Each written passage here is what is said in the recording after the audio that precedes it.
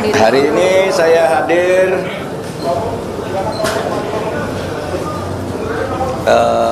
sahabat-sahabat saya, pengukuhan guru besar, karena saya ini akademisi, jadi saya diundang. Tapi izinkan saya sekarang bicara 3 hal terkait pemilu. 4 hari terakhir saya istirahat sehingga banyak sekali wartawan kontak bagaimana saya dan mau apa. Saudara, ini saya mau apa? Apapun hasil dari Pilpres ini, saya akan terus berjuang untuk demokrasi dan keadilan. Jalan perjuangan untuk demokrasi dan keadilan bukan hanya pemilu. Pemilu hanya salah satu ekspresi demokrasi. Saya pernah tak di jabatan apapun pada tahun 2014 sampai 2016, tetapi tetap produktif berjuang dalam demokrasi dan penegakan hukum.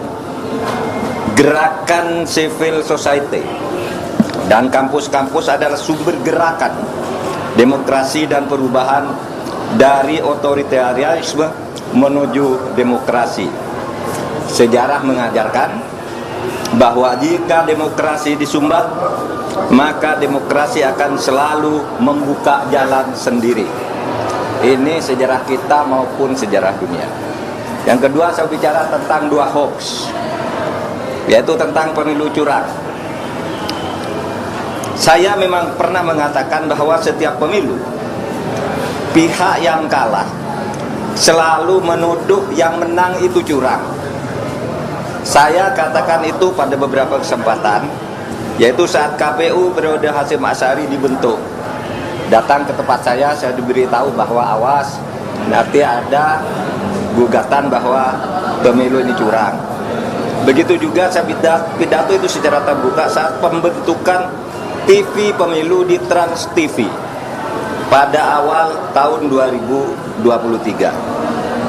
Jadi saya katakan bahwa setiap pemilu yang kalah itu selalu menuduh curang. Itu sudah saya katakan di awal 2023, tepatnya sebelum tahapan pemilu dimulai. Tapi jangan diartikan bahwa penggugat selalu kalah, sebab memang sering terjadi kecurangan terbukti itu secara sah dan meyakinkan. Ketika saya menjadi ketua MK pernah memutus pembatalan hasil pemilu dalam bentuk perintah pemilihan ulang maupun pembatalan penuh, sehingga yang menang dinyatakan disqualified dan yang kalah naik. Jadi bisa pemilu ulang, bisa.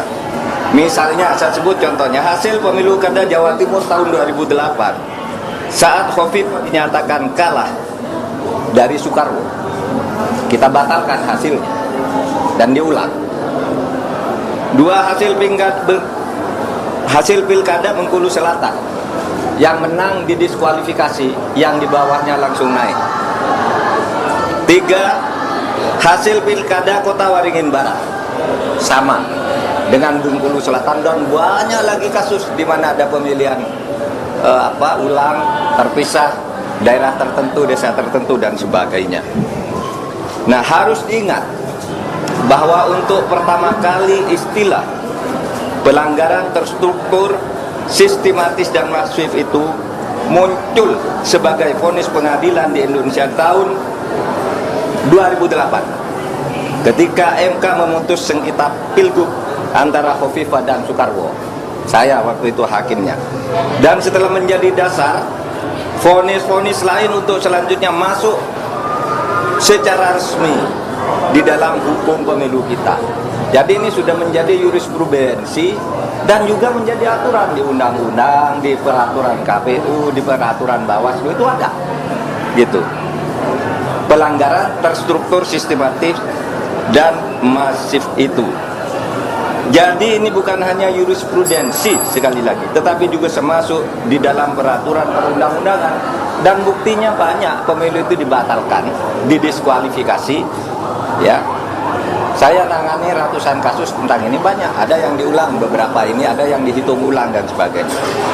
tergantung hakimnya punya bukti atau tidak, atau kalau sudah punya bukti, menerima bukti apa berani apa tidak. Berikutnya hoax lagi tentang hubungan saya dan Ganjar. Ada viral di medsos bahwa saya tak kompak dan diisolasi dari Ganjar dan PDIP karena pada hari Rabu tanggal 14 Februari saya bilang sudah 4 hari saya tidak bertemu atau berkomunikasi dengan Ganjar. Padahal waktu itu ketika ditanya oleh wartawan Rabu pagi itu, kapan Pak terakhir ketemu Pak Ganjar? Saya bilang sudah 4 hari saya tidak berkomunikasi, tidak kontak. Kenapa? Karena sejak kampanye terakhir tanggal 10 Februari di Solo dan di Semarang, saya langsung umroh.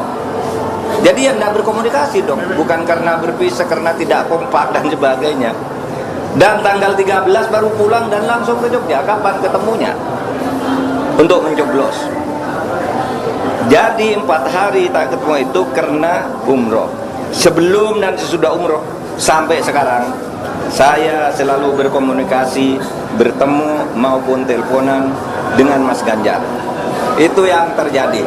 Itu saja dari saya, tidak ada pertanyaan. Satu aja Pak, satu soal tim khusus